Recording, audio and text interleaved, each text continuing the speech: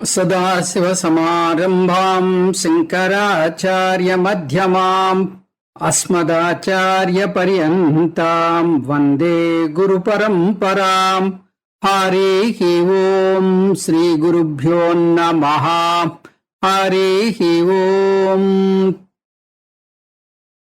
క్రితం క్లాసులో మనం 4వ శ్లోకంతో పూర్తి చేశాం. 4వ శ్లోకం చాలా విశిష్టమైనటువంటి శ్లోకము. ఇది చాలా ముఖ్యమైనటువంటి శ్లోకం అని కూడా చెప్పుకున్నాం. ఇందులో ఒక తిరగేసినటువంటి కుండని తీసుకుని దానికి రకరకాలైనటువంటి రంధ్రాలు అమర్చి ఆ మధ్యలో ఒక దీపాన్ని పెట్టారు. దీపాన్ని పెడితే ఆ దీపపు కాంతి ఈ రంధ్రాల గుండా బయటకు వచ్చి రకరకాల జ్యోతులుగా కనిపిస్తోంది. నానాగా కనిపిస్తోంది. నానా ఛిద్ర ఘటోదర, ఆ ఘట ఉదరం మీద ఏర్పరిచినటువంటి రంధ్రాల ద్వారా వచ్చిన జ్యోతులు అనేకంగా నానాగా కనిపిస్తున్నాయి.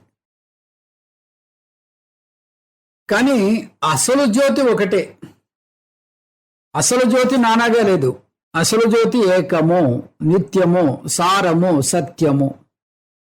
ఏకము, నిత్యము, సారము, సత్యమైనటువంటి ఆ జ్యోతి ఏకం. అది ఒక్కొక్క రంధ్రం నుంచి బయటకు వస్తున్నప్పుడు ఆ రంధ్రం యొక్క ఆకారం ఎలా ఉంటే ఆ ఆకారంలో జ్యోతి బయటకు వస్తుంది. అది వృత్తాకారంలో ఉంటే వృత్తాకారంగా కనిపిస్తుంది జ్యోతి. అదే ఒక డైమండ్ షేప్లో ఉంటే డైమండ్ షేప్లో జ్యోతి కనిపిస్తుంది. ఆ విధంగా ఆకారాలు మారిపోతున్నాయి. అది చిన్న రంధ్రం అయితే తక్కువ కాంతితోటి జ్యోతి బయటకు వస్తుంది. పెద్ద కన్నం అయితే ఎక్కువ కాంతితోటి బయటకు వస్తుంది. ఈ విధంగా ఆ జ్యోతులు అనేకంగాను వివిధంగాను రకరకాలుగాను కనిపిస్తున్నాయి. కానీ నిజానికి ఉన్న జ్యోతి ఒకటే. అదే మహాదీపము. ఆ మహాదీపం ఎక్కడుంది? ఇగో ఈ కుండ లోపల ఉన్నది. ఆ కుండ లోపల ఉండేటటువంటి మహాదీపమే ఇగో అనేకంగా కనిపిస్తుంది. అలాగే ఈ జీవుళ్ళు అనేకంగా ఉన్నా కూడా స్వరూప దృష్ట్యా ఉన్నది ఒకే ఆత్మ. ఒకే ఆత్మ ఇక్కడ అనేకంగా కనిపిస్తోంది. దీని మీద ఓ ప్రశ్న కూడా వేసుకున్నాం. ఆత్మ ఒకటే అయితే మనకి ఎదుటి వ్యక్తి యొక్క ఆలోచన మనకెందుకు తెలియట్లేదు, మన ఆలోచన ఎదుటి వ్యక్తికి ఎందుకు తెలియట్లేదు అని. దానికి సమాధానం మనస్సు ఆత్మ కాదు. మనస్సు జడ వస్తువు. మనస్సులో ఆత్మ ప్రతిబింబించి ఈ ఆలోచనలు కలుగజేస్తుంది. కాబట్టి మనస్సులో మనం అనేక సంస్కారాలు ఉంటాయి. ఆ సంస్కారాలు జన్మలుగా తెచ్చుకున్నాం. ఒకే తల్లి బిడ్డలైనా కూడా వాళ్ళ సంస్కారాలు వేరువేరుగా ఉంటాయి. అంటే సూక్ష్మ శరీరం వేరవడం చేత ఆ ఆలోచనలు కూడా వేరువేరుగా ఉంటూ ఉంటాయి. ఈ జీవి మనసులో ఉండేటటువంటి వాసనలు ఈనాటివి కాదు. అవి అనేక జన్మల నుంచి ఏర్పడుతున్నటువంటి వాసనలు. అందుకని ఆ వాసనల వల్ల అతని యొక్క వ్యవహారము, అతని యొక్క తీరుతెన్నులు అన్నీ కూడా ఆధారపడి ఉంటాయి. ఇది ఆ సూక్ష్మ శరీరానికి చెందినది. ఇది ఆత్మకి చెందినది కాదు. అందుకని ఒకరి ఆలోచనలు మరొకరికి తెలియవు. ఇంకా ఈ కుండ మీద ఉండేటటువంటి రంధ్రాలు మూసేసాం అనుకోండి. మూసేస్తే అప్పుడు ఏమవుతుంది? ఈ కాంతులు ఏవి కూడా బయటికి రావటం లేదు. ఒక్క కాంతి కూడా బయటికి రావటం లేదు. కానీ మనకి అక్కడ ఆ కాంతి బయటికి రాకపోయినా కూడా దాంట్లో ఉండేటటువంటి ఆ జ్యోతి ఇంకా వెలుగుతూనే ఉంది. అంటే లోపల కుండలో జ్యోతి లేదు అనడానికి లేదు, జ్యోతి వెలుగుతూనే ఉంది. అయితే మరి జ్యోతి కాంతి ఎందుకు బయటికి కనిపించట్లేదంటే ఈ కన్నాలు, ఇక్కడ ఉండేటటువంటి రంధ్రాలని మూసేయడం వల్ల. అదే మాదిరిగా సుషుప్తిలో మనకి ఈ ఆత్మ సుషుప్తిలో కూడా ఉంది, కానీ ఈ కరణాలు అవి నిద్రాణంగా ఉన్నాయి. మనస్సు అనేటటువంటి కరణము, ఈ చత్వారి అంతఃకరణలన్నీ కూడా నిద్రాణంగా ఉన్నాయి. కాబట్టి బాహ్య ప్రపంచం అంతా కూడా పూర్తిగా మూసుకుపోయింది. మూసుకుపోవడం చేత మనకి అక్కడ ఉండేటటువంటి విషయం ఏది కూడా మనకి తెలియట్లేదు. ఇది ఇందులో ఉండేటటువంటి విషయం. భగవత్పాదులు మొదటి 4 శ్లోకాల్లో మొత్తం వేదాంత సారాన్ని మనకు అందించారు. ఈ 4 శ్లోకాలు వేదంలో ఉండేటటువంటి ఆ సారాన్ని తెలుసుకోవడానికి సరిగ్గా సరిపోతాయి. వీటి విస్తరణే ప్రస్థానత్రయము. నేను చిద్రూపంలో ఉండేటటువంటి ఆ సచ్చిదానంద పరమాత్మను, నేను సద్రూపంలో ఉండేటటువంటి ఆ సచ్చిదానంద పరమాత్మను, నేను సత్ చిత్ ఆత్మ, నిరాకారమైనటువంటి సత్ చిత్ ఆత్మ అంటే సత్తా తర్వాత చిత్, ఈ రెండు నా స్వరూపము అని దీని మీద మనకి అక్కడ వివరణ జరిగింది. ఇంకా ఈ 5వ శ్లోకంలో దేహం ప్రాణమపీంద్రియాణ్యపి చలాం బుద్ధించ శూన్యం విదుః స్త్రీ బాలాంధజడోపమాస్త్వహమితి భ్రాంతా భృశం వాదినః మాయాశక్తి విలాస కల్పితమహా వ్యామోహ సంహారిణే తస్మై శ్రీ గురుమూర్తయే నమ ఇదం శ్రీ దక్షిణామూర్తయే. ఇప్పుడు మనకి ఆత్మ గురించినటువంటి దర్శనం అంటే సచ్చిదాత్మని రకరకాలైనటువంటి దర్శనాలతోటి ఆ ఆత్మని సరిగ్గా తెలుసుకోలేకపోయారు. అంటే దోషభూయిష్టమైనటువంటి దర్శనాలతోటి ఈ ఆత్మని సరిగ్గా తెలుసుకోలేకపోయారు. ఈ రకమైనటువంటి దోషాలు 2 రకాలు. మొదటి దోషము ఈ ఆత్మ గురించిన విచారణ చేయకపోవడం వల్ల ఒక సామాన్యమైన మనిషికి కలిగేటటువంటి దోషము. అది సరైనటువంటి ఆధారం లేకుండా విచారణ చేయడం వల్ల, అంటే వేదాన్ని ఆశ్రయించి విచారణ చేయకపోవడం వల్ల కలిగినటువంటి దోషము. రెండోది ఆత్మ గురించి విచారణ చేయడం వల్ల, అవి ఆస్తిక దర్శనాలు. నాస్తిక దర్శనాలంటే వేదాన్ని ఆశ్రయించకుండా విచారణ చేయకుండా ఆత్మ గురించిన ఆలోచన, అవి నాస్తిక దర్శనాలు. ఇందులో ఈ శ్లోకంలో ముఖ్యంగా నాస్తిక దర్శనాల గురించి భగవత్పాదులు ప్రస్తావన చేస్తున్నారు. ఆస్తిక దర్శనాలు సాంఖ్య, న్యాయ, వైశేషిక, పూర్వమీమాంస, ఇవి ఆస్తిక దర్శనాలు. వీరందరూ వేదాన్ని ఆశ్రయించారు. వేదాన్ని ఆశ్రయించారు కానీ సరైనటువంటి అవగాహన లేని కారణం చేత వాళ్ళ యొక్క దర్శనము దోషభూయిష్టమైంది. అయితే ఉత్తర మీమాంస, ఆ ఉత్తర మీమాంసలో వేదాంతంలో ఉండేటటువంటి ఆ అంశాలను ఎంచుకుని ఈ ఆత్మ దర్శనం చేయడం వల్ల ఆ ఆత్మ యొక్క సరైనటువంటి అవగాహన కలిగింది. వేదాంతాన్ని ఎవరైతే ఆశ్రయిస్తూ ఉంటారో అటువంటి వాళ్ళకి సరైనటువంటి అవగాహన ఉంటుంది. ఇక్కడ ఈ 11 దోషభూయిష్టమైనటువంటి దర్శనాలకి నేను లోబడి ఆలోచించలేదు, ఆ విధంగా ఆ దక్షిణామూర్తి యొక్క కృప నా మీద ఉంది అనుకుంటూ తస్మై శ్రీ గురుమూర్తయే నమ ఇదం శ్రీ దక్షిణామూర్తయే అంటూ ఆ గురుమూర్తి అయినటువంటి దక్షిణామూర్తిని కొనియాడుతూ శంకర భగవత్పాదులు ఈ శ్లోకాన్ని చెప్తున్నారు.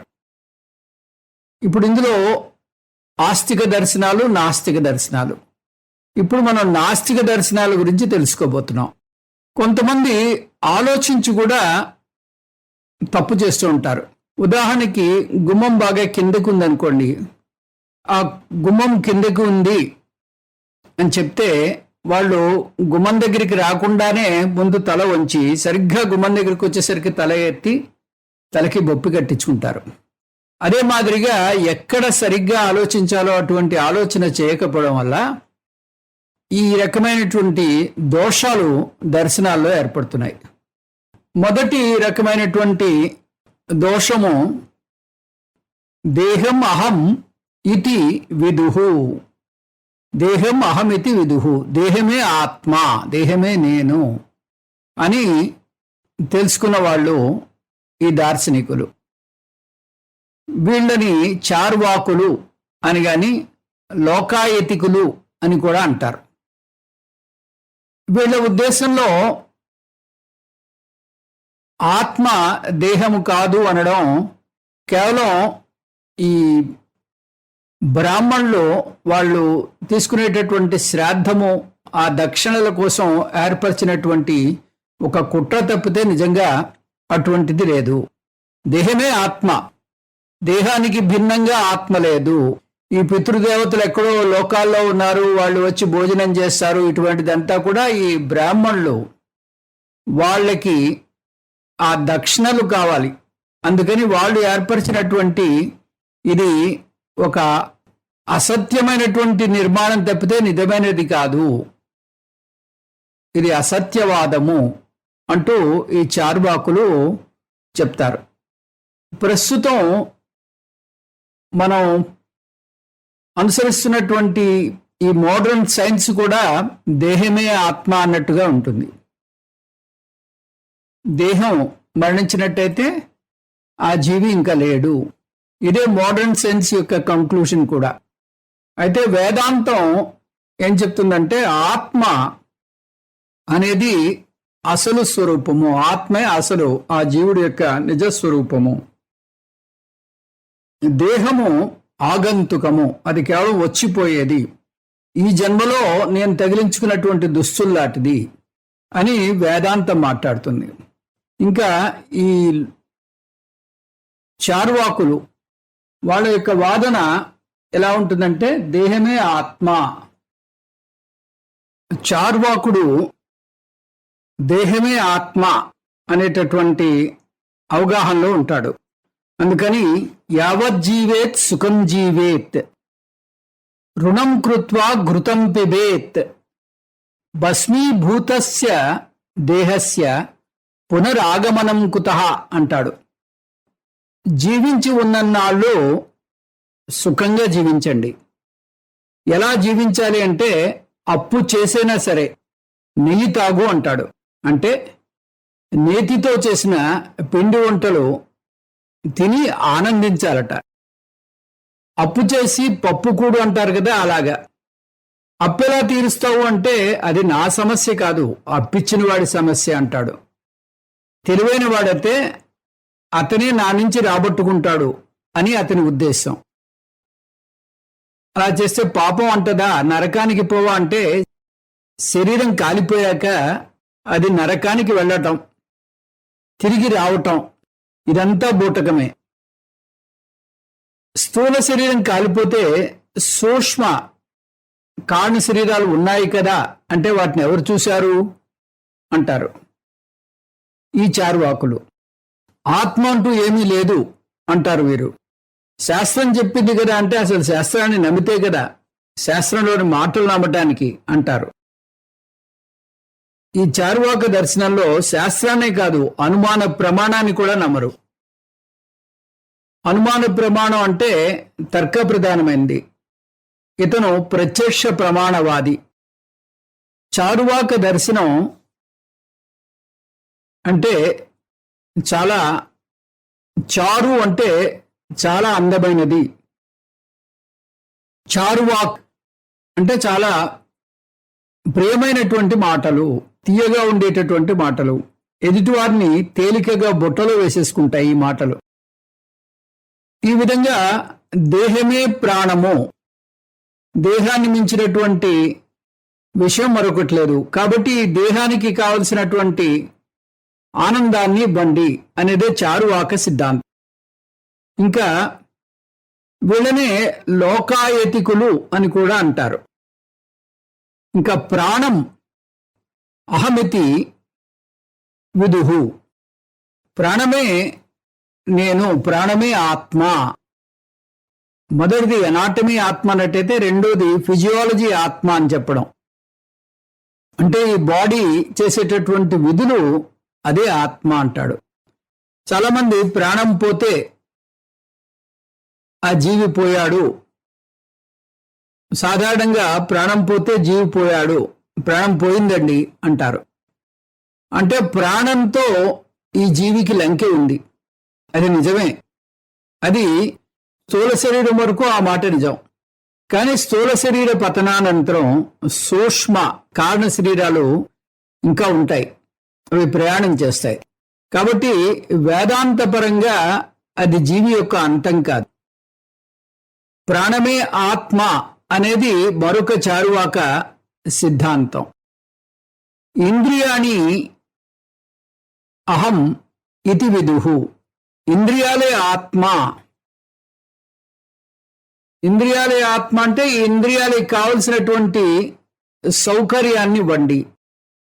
ఈ ఇంద్రియాలు నోటికి కావలసినటువంటి రుచులు అందించండి. అట్లాగే ఈ పంచేంద్రియాలకి వాటికి ఏది ఆమోదయోగ్యమో వాటినన్నింటినీ అందించి జీవించి ఉన్నంతకాలం భోగ సుఖాలతోటి ఆనందంగా గడపండి అనేదే వీరి సిద్ధాంతం. దీన్ని ఇంగ్లీష్లో ఎపిక్యూరియన్ థియరీ అంటారు. వీరు పునర్జన్మని నమ్మరు. కాబట్టి ఈ జీవితం ఉండగానే ఆనందించండి అనేదే వీరి సిద్ధాంతం. ఈ విధంగా 3 రకాలైనటువంటి చారువాకులని, అంటే నాస్తికవాదుల్ని శంకర భగవత్పాదులు ఇందులో ఉటంకించారు. మొదటిది దేహమే ఆత్మ అనుకునేవారు. రెండో కోవకి చెందినవారు ప్రాణమే ఆత్మ అనుకునేవాళ్ళు. మూడో కోవకి చెందిన వాళ్ళు ఇంద్రియాలే ఆత్మ అనుకునేవాళ్ళు. ఇంకా చలాం బుద్ధి అహం ఇతి విదుహు. చలాం బుద్ధి అంటే ఈ మారేటటువంటి బుద్ధి. బుద్ధి అంటే విజ్ఞానము. ఆ విజ్ఞానమే ఆత్మ. ఆత్మ క్షణిక విజ్ఞానము. ఆత్మ అనేది విజ్ఞానం వచ్చిపోతూ ఉంటుంది. ఎలాగైతే ఆ జలపాతంలో వచ్చేటటువంటి నీరు ఇప్పుడు ఈ క్షణంలో ఉన్నటువంటి నీరు మరొక క్షణంలో మళ్ళీ కొత్త నీరు వచ్చేస్తూ ఉంటుంది. అదే మాదిరిగా ఇప్పుడు ఉండేటటువంటి ఈ విజ్ఞానము మరొక క్షణం ఉండదు. ఈ విజ్ఞానం వెళ్ళిపోయి ఇంకో కొత్త విజ్ఞానం వస్తూ ఉంటుంది. అంటే విజ్ఞానం మారిపోతూ ఉంటుంది ఎప్పటికప్పుడు. ఈ విధంగా క్షణిక విజ్ఞానవాదము అంటారు వీళ్ళని. ఈ ఆత్మనిది శాశ్వతము కాదు, ఇది ఒక ప్రవాహంలాగా వస్తూ పోతూ ఉంటుంది. కాబట్టి దీన్ని క్షణిక విజ్ఞానవాదము అంటారు. ఈ చైతన్యం వస్తూ ఉంటుంది, మళ్ళీ మాయమైపోతూ ఉంటుంది. బౌద్ధ మతంలో దీన్ని యోగాచార మతము అంటారు. ఇంకా 5వది శూన్యవాదము. శూన్యవాదం అంటే ఆ కాన్షియస్నెస్ మధ్యలో ఏది లేదు కదా, అదే ఆ శూన్యమే ఆత్మ అంటారు. శూన్యం అహమితి విదుహు. వీళ్ళకి ఏమిటి దీనికి ఆధారం ఏమిటి అంటే సుషుప్తి. సుషుప్తిలో మనకి ఏది తెలియదు. మనకి మనస్సు లేదు, తర్వాత బుద్ధి లేదు, అహంకారం లేదు, తర్వాత చిత్తం లేదు. చత్వారి అంతఃకరణలు సుషుప్తిలో మనకి అవి యాక్టివ్గా ఉండవు, నిద్రాణంగా ఉంటాయి. కాబట్టి వాటి వ్యవహారం లేదు. అయినా కూడా అక్కడ మనకి ఆ శూన్యమైనటువంటి ఆ పరిస్థితిలో మళ్ళీ మనం ఆనందాన్ని పొంది మళ్ళీ ఈ జాగ్రత్త అవస్థలోకి వస్తున్నాం. అంటే ఆ శూన్యమే ఆత్మ అంటాడు. ఆ శూన్యములో ఇదంతా జరుగుతోంది, శూన్యమే ఆత్మ అనేది వీళ్ళ యొక్క సిద్ధాంతము. ఈ శూన్యమే ఆత్మ అనడం వల్ల వీళ్ళని శూన్యవాదులు అంటారు. శూన్యవాదులు అంటే ఎందుకంటే ఆ శూన్యం అనేది అది శాశ్వతమైనది. సృష్టికి, తర్వాత స్థితికి, లయకి, వీటన్నిటికీ మధ్యలో శూన్యం ఉన్నది. శూన్యం ఉంది కాబట్టి ఆ శూన్యమే ఆత్యంతికము, అదే ఆత్మ అంటారు. భృశాం వాదినః అంటున్నాడు. భృశాం వాదినః అంటే వీళ్ళు ఎంతో తీవ్రంగా ఈ విషయం వచ్చేసరికి ఇదే నిజము అన్నట్టుగా వాళ్ళు వాదన చేస్తూ ఉంటారు. అధ్యాసవంతః, అధ్యాసవంతః అంటే ఈ అధ్యాస ఏదైతే ఉందో ఆత్మే ఇది అని వాళ్ళు చెప్పేటటువంటి అధ్యాస అదే నిజమా అన్నట్టుగా మాట్లాడుతూ ఉంటారు. ఇది ఎట్లా అంటే మనకి ఆ ముండకోపనిషత్తులో వస్తుంది. ముండకోపనిషత్తులో ఒక అంధుడు ఇంకొక అంధుడిని ఎలాగైతే దారి చూపిస్తే ప్రమాదకరమో అదే మాదిరిగా ఈ రకమైనటువంటి వాదనలు కూడా అసలు సత్యాన్ని తెలుసుకోవడానికి పనికిరావు. కాబట్టి వీరు భృశంవాదిన, భృశంవాదిన అంటే తీవ్రమైనటువంటి చాలా ఉద్రేకపడిపోతూ ఈ విషయాల గురించి వాదనలు చేస్తూ ఉంటారు. ఇటువంటి వాదన చేసే వాళ్ళతోటి మనం మళ్ళీ వాదన చేసి వాళ్ళని తప్పు అని చూపించడం కష్టం. ఎందుకంటే వాళ్ళు ఎదుటివారి మాట వినరు. తా పట్టిన కుందేటికి మూడే కాళ్ళు అనేటటువంటి ధోరణిలో ఉంటారు. కాబట్టి వాళ్లతోటి మనం వాదన పెట్టుకుని నెగ్గడం అనేది అంత శ్రేయస్కరమైనటువంటి విషయం కాదు. ఇదే మాదిరిగా మొదటి అధ్యాయంలో, భగవద్గీత మొదటి అధ్యాయంలో అర్జునుడి యొక్క పరిస్థితి ఉంటుంది. అర్జునుడు అక్కడ కులక్షయే ప్రణశ్యంతి కులధర్మ సనాతన, ఆయన కులక్షయే ప్రణశ్యంతి కులధర్మ సనాతనా అంటూ ఈ కులమంతా క్షయించిపోతుంది, సనాతనమైనటువంటి కులధర్మం అంతా కూడా నాశనం అయిపోతుంది అని రకరకాలైనటువంటి ఈ ఆవేదనలతోటి తన యొక్క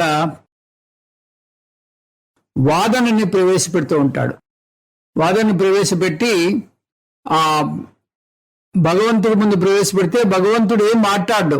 భగవంతుడు ఎంతసేపు అలాగా మౌనం వహిస్తాడు. తన యొక్క అశక్తతని తెలుసుకుని భగవంతుడిని శరణు కోరుతాడు. భగవంతుడి యొక్క సహాయాన్ని అర్థిస్తాడు. ఎప్పుడైతే భగవంతుడి యొక్క సహాయాన్ని అర్థించాడో ఆ క్షణం నుంచి భగవంతుడు సహాయాన్ని అందిస్తాడు. కాబట్టి ఇటువంటి వారితోటి వాదనలోకి దిగకూడదు. వాళ్ళు స్వయం ధీరాహ పండిత మన్యమానాహ అంటాడు. మేమే ధీరులము, మేమే పండితులము అన్నట్టుగా వ్యవహారం చేస్తూ ఉంటారు. వీళ్ళు 4 రకాలైనటువంటి కోవలకి చెందిన వాళ్ళు అన్నట్టుగా కృష్ణ పరమాత్ముడు దీంట్లో చెప్తున్నాడు. ఆ 4 కోవలు ఏమిటి? స్త్రీ, బాలః, అంధః, జడః. 4 రకాలైనటువంటి ఈ ఆలోచన విధానం కలిగిన వాళ్ళు. స్త్రీలు అంటే ఇక్కడ శంకర భగవత్పాదులు స్త్రీలని కించపరుస్తూ చెప్పిన మాట కాదు. ఇందులో మనం గ్రహించవలసింది ఏంటంటే ఆ శంకర భగవత్పాదులు కాలంలో, ఆయన 8వ శతాబ్దం వాడు, ఆయన కాలంలో స్త్రీలు ఇప్పటి కాలంలాగా ఉద్యోగాలు చేయడం, తర్వాత ఈ లోక వ్యవహారం చేయడం లేదు. వాళ్ళు కేవలం ఇంటికి పరిమితం అయిపోయి ఉండేవారు. కాబట్టి వాళ్ళ ప్రపంచం ఆ 4 గోడల మధ్యనే ఉండేది. అందులో ఉండేటటువంటి వ్యక్తులతో సంబంధ బాంధవ్యాలు అంతవరకే పరిమితమై ఉండేది. కాబట్టి వాళ్ళు భావోద్రేకాలకి లోనవుతూ ఉండేవారు. వాళ్ళు ఆ భావోద్రేకాలతోటి సరిగ్గా ఆలోచించేటటువంటి విచక్షణని కోల్పోతుండేవారు. ఎందుకంటే భావోద్రేకాలు, ఇప్పుడు అర్జునుడి పరిస్థితి అదే కదా. అర్జునుడు ఏంటి, అదిగో నా తాతగారు తండ్రి గారు చనిపోతారు కాబట్టి నేను యుద్ధం చేయను అని ఆ భావోద్రేకానికి లోనయ్యాడు. అంటే ఈ స్త్రీ మనస్తత్వంతో అక్కడ బేలతనంతో నుంచున్నాడు. అందుకని ఇక్కడ భగవత్పాదులు చెప్పేది ఏంటంటే, స్త్రీ అంటే ఆ భావోద్రేకంతో విచక్షణని పూర్తిగా వినియోగించకుండా ఉండేటటువంటి వ్యక్తులు. వాళ్ళు స్త్రీలు కావచ్చు, పురుషులు కావచ్చు, ఎవరైనా కావచ్చు. ఇంకా రెండో కోవకు చెందిన వాళ్ళు బాలాహ. బాలాహ అంటే వాళ్ళు వయస్సున్నా కూడా ఎక్కువ ఈ మెంటల్ మెచ్యూరిటీ లేదు, పరిణతి ఇంకా చెందలేదు, ఆలోచించేటటువంటి శక్తి ఇంకా పూర్తిగా రాలేదు. పిల్లలు ఎలాగైతే అమాయకంగా ఆలోచిస్తారో అదే విధంగా వీళ్ళ ఆలోచన కొనసాగుతోంది. సో అటువంటి వాళ్ళు కూడా ఈ ఆత్మ గురించి విచారణ చేయలేరు. ఎవరైతే భావోద్రేకానికి లోనవుతారో వాళ్ళు ఆత్మ గురించి విచారణ చేయలేరు. ఇంకా రెండో కోవకు చెందిన వాళ్ళు పరిణతి చెందకుండా ఈ ఆత్మ గురించి విచారణ చేద్దామంటే చాలా కష్టం. భావోద్రేకాలకు లేని వాళ్ళంటే ఒక ఉదాహరణ, ఈ అద్వైత వేదాంతం అరూపమైనటువంటి ఈశ్వరుడు గురించి మాట్లాడుతుంది. అరూపమైన ఈశ్వరుడు గురించి మాట్లాడినప్పుడు చాలా ఉన్నతమైనటువంటి ఆలోచన విధానం కలిగి ఉండాలి. ఆ మెంటల్ మెచ్యూరిటీ చాలా బాగా ఉండాలి. అలా లేనట్టయితే ఆ అరూప ఈశ్వరుడు గురించి ఆలోచించేటటువంటి శక్తి ఉండదు. ఒక ఆయన నాకు జీవితంలో వేదాంతం నా దరిదాపులకు రాకుండా ఉండేటట్టు చూడు స్వామి, హే గురువాయూరప్పన్, నాకు ఈ వేదాంతం నా జీవితం అయ్యేంత వరకు దరిదాపులోకి రాకుండా ఉండేలాగా నువ్వు నాకు వరమి అంటట. ఎందుకంటే వేదాంతం గాని ఆయన మనస్సులో ప్రవేశిస్తే ఏమవుతుంది, ఈ గురువాయూరప్పని ఒక చిన్న పిల్లవాడిలాగా, బాలకృష్ణులాగా ఆనందిస్తున్నాడు. ఆ రకమైనటువంటి భావోద్రేకం అతనికి పోతుంది. ఆ భావోద్రేకమే అదే పరమము, అదే ఆత్యంతికము అనుకుంటున్నాడు. అంటే ఆ భావోద్రేకాల్లో మునిగిపోయే వాళ్ళకి దాని నుంచి బయటపడేటటువంటి అవకాశం ఉండదు. కాబట్టి స్త్రీ, బాలహ అనేటటువంటి పదాలు వాడారు. అందహ. అందహ అంటే కళ్ళు లేనివాడు ఎలాగైతే లోకాన్ని చూడలేడో, అంటే లోకాన్ని చూడడానికి కళ్ళు కావాలి, అంటే పరికరాలు, కళ్ళు ఒక పరికరాలు. అదే మాదిరిగా ఈ ఆత్మ విషయంలో ప్రతి వ్యక్తికి 2 కళ్ళు కావాలి. ఒకటి బుద్ధి అనేటటువంటి చక్షువు, రెండోది శాస్త్రము అనేటటువంటి చక్షువు. ఈ 2 చక్షువుల్ని ఉపయోగిస్తూ గురువుగారి ఆదేశానుప్రకారం ఆ విచారణ చేయాలి. అలా చేసిన వాళ్ళకే ఈ ఆత్మ లభిస్తుంది. ఎప్పుడైతే ఈ 2 చక్షువులు లేవో, అంటే విచారించేటటువంటి ఆ మనస్సు, విచారించేటటువంటి ఆ బుద్ధి, ఇంకా శాస్త్రము ఎప్పుడైతే లేదో, అంటే శాస్త్రం జోలికి వెళ్ళడు, విచారించేటటువంటి శక్తి ఉంది కానీ శాస్త్రాన్ని తీసుకోడు, తను సొంతంగా ఆలోచిస్తానంటాడు. అటువంటి వాడికి ఆత్మ దొరకదు. శాస్త్రం దొరుకుతుంది కానీ గురువు వద్దంటాడు, వాడికి కూడా ఈ ఆత్మ దొరకదు. కాబట్టి ఎవరైతే ఈ రకమైనటువంటి 2 చక్షుల్ని వాడి ఆ గురువు గారి ఈ శాస్త్ర బోధ వల్ల, శ్రవణం మననం నిధిధ్యాసన వల్ల ఆత్మ విషయాన్ని గ్రహిస్తాడో అటువంటి వాడికే ఆత్మదర్శనం దొరుకుతుంది.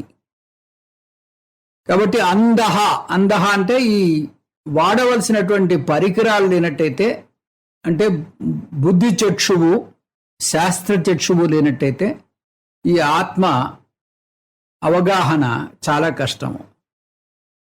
ఇంకా జడహ అంటే జడుడు, అస్సలు ఆలోచించడానికి తగడు. అటువంటి వ్యక్తి కూడా ఈ ఆత్మ దొరకదు. ఆత్మని అర్థం చేసుకుందామంటే చాలా కష్టమైనటువంటి విషయము. ఈ విధంగా ఈ ఆత్మని తెలుసుకోవడానికి అనేక రకాలైనటువంటి ఈ విషయాల్లో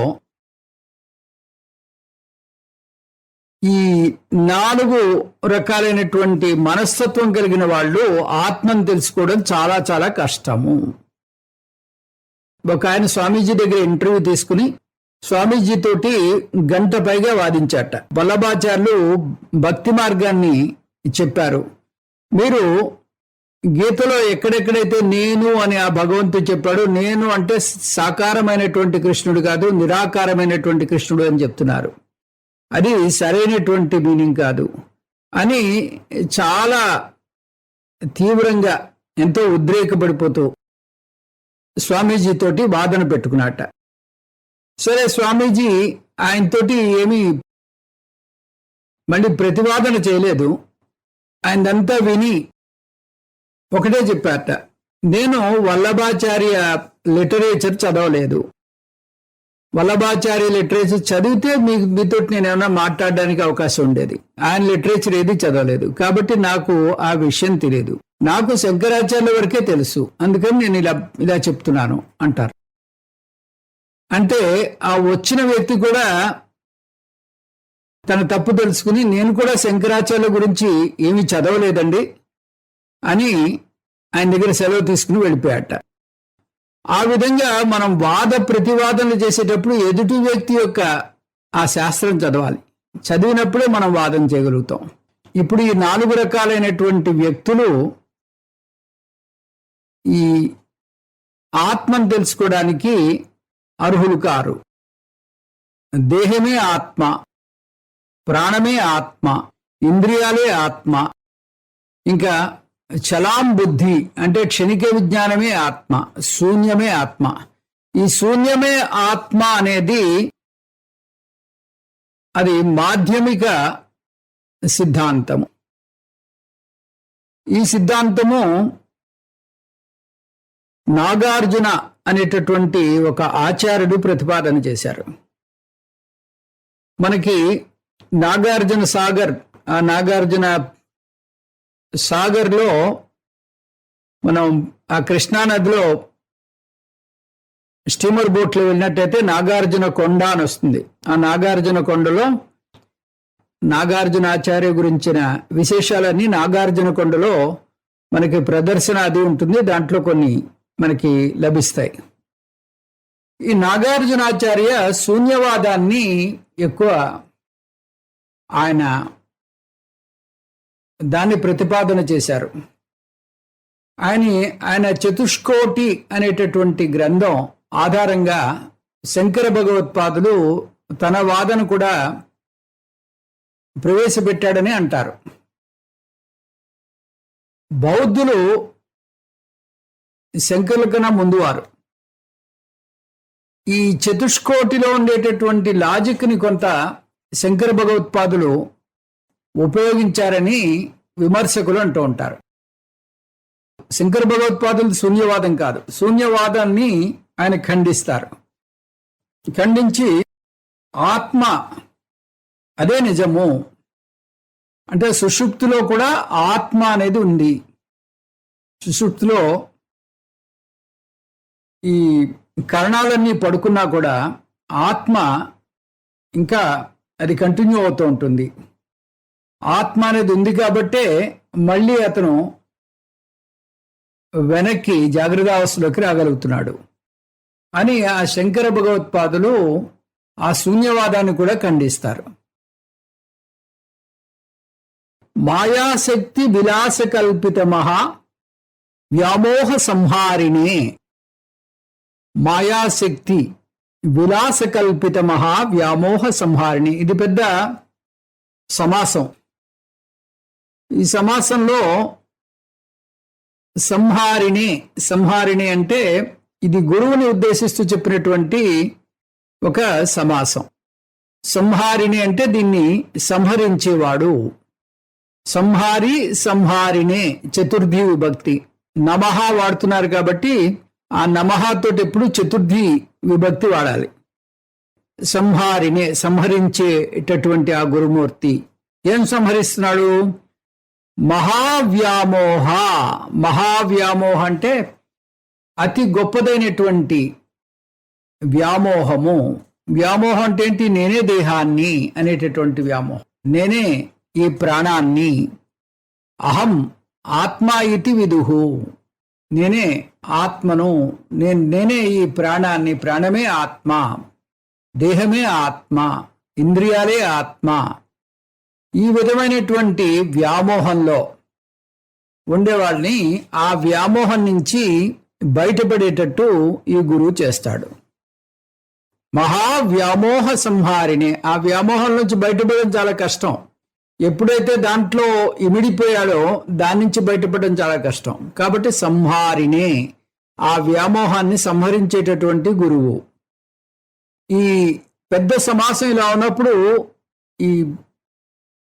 ఈ ఎక్స్ట్రీమ్ రైట్ నుంచి ఇలా వెనక్కి రావాలి.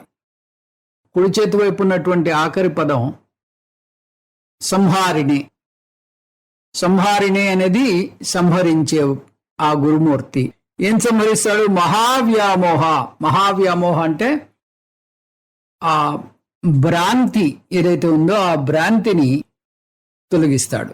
ఎటువంటి భ్రాంతిట? మహాభ్రాంతి అని ఎందుకు వాడాడు? అది ఈరోజు వచ్చినటువంటి విషయం కాదు. జన్మలుగా ఈ భ్రాంతి అలా నడుస్తోంది కాబట్టి దాన్ని సంహరించాలి అంటే చాలా దీర్ఘమైనటువంటి మనకి ఈ విచారణ చేయాలి. కాబట్టి మహావ్యామోహ సంహారిణి. ఆ తర్వాత విలాస కల్పిత అంటే విలాస అనే పదానికి రెండు అర్థాలు ఉన్నాయి. ఒకటి విలాస అంటే మాయాశక్తి యొక్క ఒక భాగము అని ఒకటి. విలాసము అంటే ఒక లీల, ఒక క్రీడ అని కూడా వస్తుంది. అంటే మాయాశక్తి యొక్క ఆ సామర్థ్యము, దానివల్ల ఈ వ్యామోహం ఏర్పడుతుంది. అంటే మాయకి రెండు రకాలైనటువంటి శక్తులు ఉంటాయి. రెండు రకాల శక్తులు ఏంటి? ఆవరణ శక్తి, విక్షేప శక్తి. ఆవరణ శక్తి వల్ల మనకి ఈ అజ్ఞానం ఏర్పడుతుంది. విక్షేప శక్తి వల్ల మనకి నేను ఈ ఆత్మను అనేటటువంటి విషయము పోయి నేను ఇగో దేహాన్ని, నేను మనస్సుని, నేను ఇదిగో ఈ ప్రాణాన్ని అనేటటువంటి ఈ కన్ఫ్యూజన్లో పడిపోతారు. కాబట్టి విలాస, మాయ కల్పించినటువంటి విలాసంలో పడిపోయి ఈ రకమైనటువంటి మహావ్యామోహంలో కొట్టుమిట్టాడుతున్నాడు. మాయా విలాస కల్పిత మహావ్యామోహ సంహారిణి. మాయా విలాసం చేత కల్పింపబడినటువంటి ఈ మహావ్యామోహాన్ని సంహరించేటటువంటి ఆ గురుమూర్తి శ్రీ దక్షిణామూర్తి. ఆ దక్షిణామూర్తికి నా నమస్కారములు. ఎందుకంటే ఆ దక్షిణామూర్తి వల్ల నేను ఈ మహావ్యామోహంలోంచి బయటపడుతున్నాను. లేదంటే ఇదంతా ఈజీగా బయటపడేటటువంటి విషయం కాదు. కాబట్టి అటువంటి ఆ దక్షిణామూర్తికి నేను నమస్కారాలు చేస్తున్నాను అంటున్నారు శంకర భగవత్పాదులు. ఇక్కడ మనకి 5 రకాలైనటువంటి వాదనలు చెప్పారు. భ్రాంతా భృశంవాదిన, ఈ వ్యామోహంలో పడిపోయి భృశంవాదిన అంటే చాలా తీవ్రంగా మొండిగా వాదిస్తూ ఉంటారు వీళ్ళు. ఈ వాదనలకి మామూలుగా ఏంటంటే ప్రతివాదనలు ఉంటాయి. ప్రతివాదనలు ఉండి ఈ వాదన తప్పు అనేటటువంటి విషయాన్ని మనకి చెప్తారు. అయితే ఈ గ్రంథం, ప్రకరణ గ్రంథము కేవలం శ్రవణ గ్రంథం కాబట్టి శ్రవణ గ్రంథంలో మనకి వాద ప్రతివాదనలు ఉండవు. మనన గ్రంథాల్లో ఉంటాయి. దీని మీద వ్యాఖ్యానం రాశారు ఎవరు? సురేశ్వరాచార్యులు. అది మానసోల్లాసం. మానసోల్లాసంలో కూడా వాద ప్రతివాదనలు ఇవ్వలేదు. అయితే మానసోల్లాసానికి మళ్ళీ ఉపభాష్యం ఉంది. ఆ ఉపభాష్యంలో ఒక్కొక్క వాదన అంటే ప్రాణమే నేను అనేటటువంటి వాదనని ముందు వర్ణిస్తూ దాని మీద వాదన అంటే ఒక్కొక్క మతాన్ని, ఒక్కొక్క దర్శనాన్ని వివరిస్తూ ఆ దర్శన ఖండనాన్ని దాంట్లో ఆ సురేశ్వరాచార్య చేశారు. అయితే ఇక్కడ శంకర భగవత్పాదులు ఒక వింతైనటువంటి, ఒక ప్రత్యేకమైనటువంటి విధానాన్ని అనుసరించారు. దాన్ని ప్రథమ మల్ల న్యాయము అంటారు. తెలుగులో మల్లని మల్లన్న అంటారు, సంస్కృతంలో మల్ల. ప్రథమ మల్ల న్యాయము. ఈ ప్రథమ మల్ల న్యాయం ఏమిటి? ఇక్కడ ఉండేటటువంటి ఈ రకమైనటువంటి ఈ నాస్తిక దర్శనాల్లో చాలా ప్రసిద్ధి చెందినటువంటి దార్శనికుడు అదిగో ఆచార్య నాగార్జునుడు. ఆయనే ప్రథమ మల్లుడు. ఎందుకంటే ఆయన తన యొక్క ఈ వాగ్వివాదాలతోటి మిగతా వాళ్ళందరినీ ఓడించాడు. ఓడించి తనే ఆ హైయెస్ట్ పీఠం మీద కూర్చున్నాడు. ఆయన మహాపండితుడు, సాంస్క్రిట్ స్కాలర్. చాలా గ్రంథాలు అవి రచించారు. ఆ ఆచార్యులు ఆయన అధిష్టానంలో ఉన్నారు కాబట్టి, ఆ ప్రథమ మల్లుడు కాబట్టి ఆ ప్రథమ మల్లని ఓడించినట్టయితే మిగతా ఒక్కొక్కరిని ఓడించిన అవసరం లేదు. అందుకని శంకర భగవత్పాదులు ఆ ప్రథమ మల్లని ఎట్లాగా ఓడించాలి అనే విషయం గురించి ముందు ముందు చెప్పబోతారు. ఇది దీంట్లో ఉండేటటువంటి విషయము. ప్రథమ మల్ల ఈ ఆచార్య నాగార్జునుడు శూన్యవాది. అంతా శూన్యం నుంచే వస్తోంది, శూన్యమే ఆత్మ, అహం శూన్యం ఇది విదుహు, నేనే శూన్యము అనేటటువంటి నా యొక్క స్వరూపమే శూన్యము అంటూ చెప్పేటటువంటి విషయం. అయితే విద్యారణ్యుల వారు తమ పంచదశిలో ఈ శూన్యవాదుల గురించి మాట్లాడుతూ, ఈ శూన్యవాదుల గురించి మేము మాట్లాడము అంటారు. ఎందుకంటే శూన్యవాదులు అసలు ఉంటే కదా మాట్లాడడానికి. వారు శూన్యము అంటే వారు ఎగ్జిస్టే అవటం లేదని వాళ్ళే చెప్పుకుంటున్నారు. వాళ్ళు ఉన్నారు అనే విషయం ఎప్పుడు వస్తుంది? వాళ్ళు శూన్యం కాకపోతే. మేము శూన్యము అని చెప్పుకున్నప్పుడు వారితో ఎట్లా వాదిస్తాము అంటూ పరిహాసం చేస్తూ ఉంటారు. అయితే ఈ శూన్యము అనడానికి వాళ్ళకి ఆధారము సుషుప్తి. సుషుప్తిలో అక్కడ ఏదీ లేదు, మనస్సు లేదు, ఇంద్రియాలు లేవు, బుద్ధి లేదు, అహంకారం లేదు, చిత్తము లేదు. కాబట్టి శూన్యమే ఆత్మ అంటారు. అయితే శూన్యమే ఆత్మ అని నీకు తెలియజేసేది ఎవరో ఒకళ్ళు ఉంటారు కదా. అంటే శూన్యమే ఆత్మ అని నీకు తెలుస్తోంది అంటే ఆ తెలియజేసేటటువంటి ఆత్మ సాక్షి ఒకటి ఉన్నది.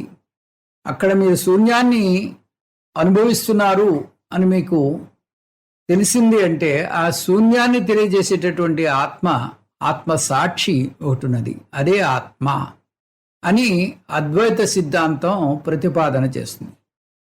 ఈ విధంగా శంకర భగవత్పాదులు ఈ శూన్యవాదాన్ని కూడా ఖండిస్తారు. ఇంకా ముందు ముందు కొన్ని కొత్త విషయాలు చూద్దాం. ఓం తత్సత్ సర్వం శ్రీకృష్ణార్పణమస్తు.